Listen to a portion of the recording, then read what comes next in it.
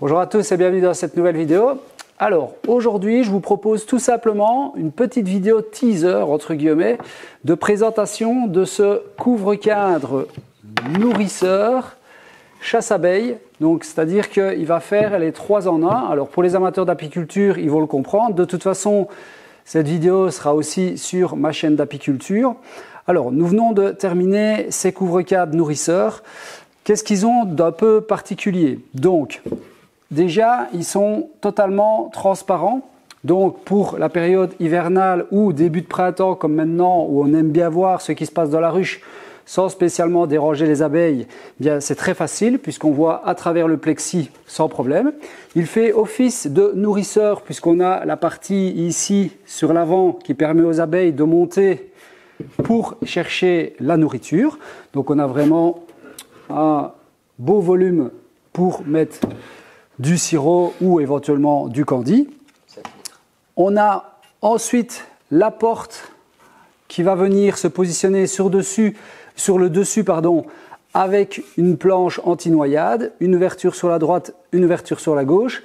Et le petit plus, c'est que j'y ai ajouté un chasse-abeilles sur le dessus que je peux faire tourner. Donc je peux le mettre en position fermée pour l'hiver pour le moment. Donc, attends.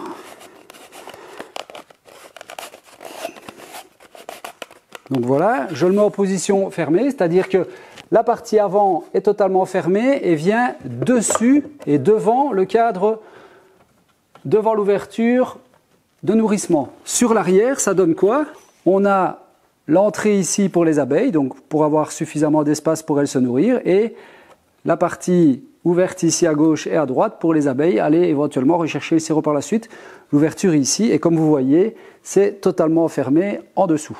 Voilà, alors à ça, je rajoute une planche pour refermer la totalité du nourrisseur qui va empêcher finalement le froid du toit de revenir. Donc c'est totalement fermé hermétiquement, aussi pour refermer les odeurs. Donc il y a une feuillure tout le long pour les odeurs des insectes éventuellement qui pourraient sentir soit l'eau mielée, soit le sirop ou autre. Et puis alors j'ai un toit dans lequel j'ai 2 cm d'isolant pire, donc qui a un coefficient lambda de 0,022 contrairement à tout ce qui est vendu type laine de roche ou n'importe quoi d'autre, tout ce qui est polystyrène où c'est 0,034.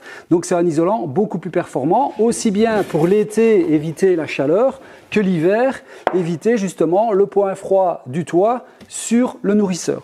Donc ça, c'est ce qu'on a fabriqué avec Léandre aujourd'hui sur la matinée, un petit peu début d'après-midi. On a un petit peu réfléchi toute l'histoire. Et alors, pour qu'il devienne donc chasse-abeille, il suffit tout simplement de retourner notre système. Donc évidemment, le mettre en position chasse-abeille ici. Donc on le fait pivoter avec l'ouverture vers le bas, comme ceci. Je retourne mon nourrisseur. Il est en position fermée, c'est hermétique comme vous avez pu le voir. Je vais vous montrer, il y a le trou pour les abeilles pouvoir descendre de la hausse. Voilà, tout simplement. Et j'ai juste une feuille d'isolant à remettre par-dessus ma hausse et mon toit pour avoir ma ruche complète et utiliser donc mon couvre-cadre nourrisseur aussi bien comme nourrisseur, chasse-abeille ou couvre-cadre pour éviter de chaque fois remanipuler 36 trucs, etc., venir avec des cadres de chasse-abeille, etc.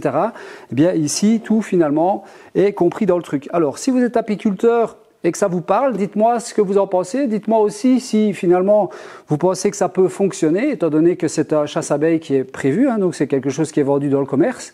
L'accessoire, j'ai été l'acheter chez un revendeur d'apiculture, enfin de matériel apicole. Et je vais, moi d'ailleurs, développer un petit chasse-abeille qui rentrerait dans la rainure avant pour justement cette période de retournement, tout simplement. Donc voilà, ça c'est ce que nous avons fabriqué avec mon nouveau stagiaire, enfin en tout cas le stagiaire actuel, Léandre, et je vous propose, ou on vous propose, de vous présenter la fabrication demain ou après-demain, car je pense que ce sera après-demain, car demain, On fait la vidéo avec la fabrication d'un corps de ruche et d'une hausse complète d'Adam 10 cadres. Elle est longue, je vous préviens déjà, donc elle va faire une histoire de 40-45 minutes, mais sincèrement, elle vaut la peine de la regarder, en tout cas, ça vaut la peine de la regarder, pardon, parce que justement, j'essaie de vous donner toutes les informations concernant le taux d'humidité à respecter pour que vos bois et vos ruches conservent une taille correcte dans le temps, pour que celle-ci ne s'abîme pas et ne s'altère pas dans le temps, ne fissure pas, etc. Donc voilà, j'espère que cette petite vidéo vous aura donné envie de découvrir la fabrication de ce petit couvre-cadre qu'on a fait avec Léandre. Moi en tout cas, j'ai pris beaucoup de plaisir à le réaliser. Moi aussi. J'espère que toi aussi, voilà, c'est parfait. Et d'ici là, je vous souhaite à tous une bonne soirée et vous dis à bientôt pour de nouvelles aventures. Salut, salut!